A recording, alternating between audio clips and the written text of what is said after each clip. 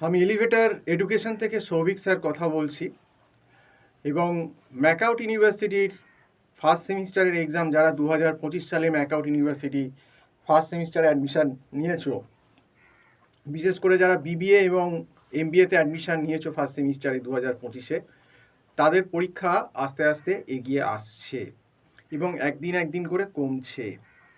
আর সত্যি কথা বলতে গেলে সবথেকে মজার যেটা ব্যাপার, যে এখনও অনেক কলেজ কিন্তু খোলেইনি। সবথেকে হাস্যকর ব্যাপার, কিছু কিছু কলেজ বলছে যে আগস্টের মিডিলের পর খুলবো, তার মানে খুলতে খুলতে সেই আগস্টের লাস্ট। আবার কিছু কিছু কলেজ বলছে আগস্টের লাস্টে খুলবো, তার মানে খুলতে খুলতে সেই সেপ্টেম্বরের ফার্স্ট।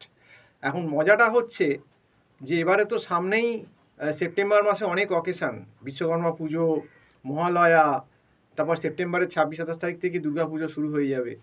তাহলে ধরেই নেওয়া যায় যে সেপ্টেম্বরের মিডিলের পর, মানে 15 তারিখের পর থেকে আর পড়াশুনো হবে না কলেজে সেরকম। তাহলে কলেজগুলো যদি আগস্টের মিডিল বা আগস্টের লাস্টে বা সেপ্টেম্বরের ফার্স্টেও খোলে, কতটুকু তাহলে ফার্স্ট সেমিস্টারের ক্লাস হবে বিবিএমবিএতে? এবং বিবিএমবিএতে সিলেবাস তো প্রচুর, হিউজ সিলেবাস। বিবিএদেরও ফার্স্ট সেমিস্টারে একটা সাংঘাতিক সিলেবাস মাইক্রো ইকোনমিক্স দিয়ে দিয়েছে, বিশাল বড়। এবং প্রত্যেক বছর বিগত আগের বছরগুলো তো আমি দেখেছি যে প্রচুর ছেলে মেয়ে ফেল করেছে, সাপ্লি পাচ্ছে মাইক্রো ইকোনমিক্সে। এবং এমবিএতে সিলেবাস তো পাহাড় প্রমাণ, সেখানে micro economics, macro economics, statistics, stat 1, stat 2, research methodology, accounts, তো একটা সাংঘাতিক সিলেবাস কিন্তু ম্যাকআউটের এমবিএ দিয়েছে। এবং এই এমবিএ সিলেবাস তো এই মানে আর সময় বলতে গেলে 4 মাসও নেই, যদি হিসেব করা যায় হয়তো 115-16 দিন বাকি আছে।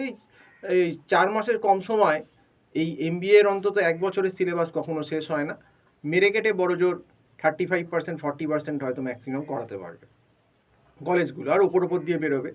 এবার এটা স্টুডেন্টদের ব্যাপার, এটা আমরা ভিডিওতে বহুদিনই বলেছি। বিবিএ এবং এমবিএ ফার্স্ট সেমিস্টারে যারা অ্যাডমিশান নিয়েছে তাদেরকে এবং তাদের গার্জেনদের আমরা অনেক সতর্কবার্তা আমরা 2025-এর প্রায় জানুয়ারি ফেব্রুয়ারি থেকেই দিয়ে আসছি, যে আপনারা আগে থেকে সচেতন হন, যে সিলেবাসটা কিন্তু খুব বড় এবং ভাস্ট।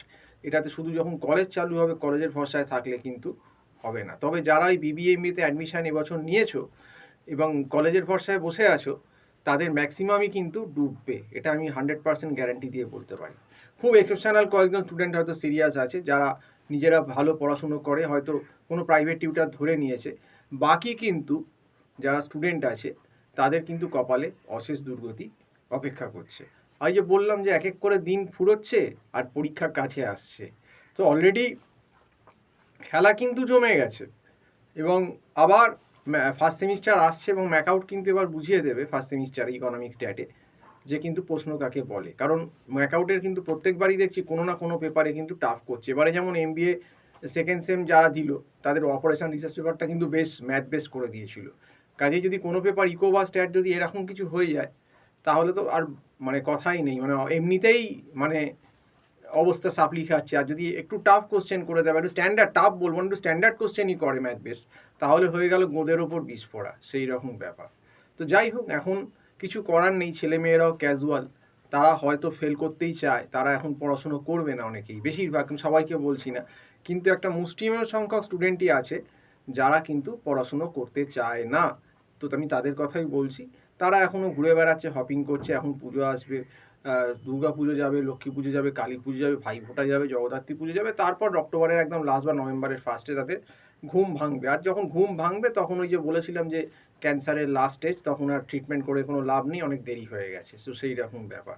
তো যাই হোক, আজকে এই অবধি বললাম। এবার এখনও যদি লাস্ট টাইম আগস্টে আমরা অ্যাডমিশান নিচ্ছি আমাদের অনলাইন টিউশানে, যদি কেউ মনে করো বিবিএ বা এমবিএ টিউশান লাগবে, তাহলে আমার যে নাম্বারটা স্কল করা আছে 9831044518, এই নাম্বারে কল করতে পারো বা হোয়াটসঅ্যাপ করতে পারো। এই নাম্বারটা আমার টাইটেলেও দেওয়া রয়েছে। তো আজকে এই অবধি বলেই শেষ করছি। সম্পূর্ণ ভিডিওটা দেখার জন্য অসংখ্য ধন্যবাদ। নমস্কার।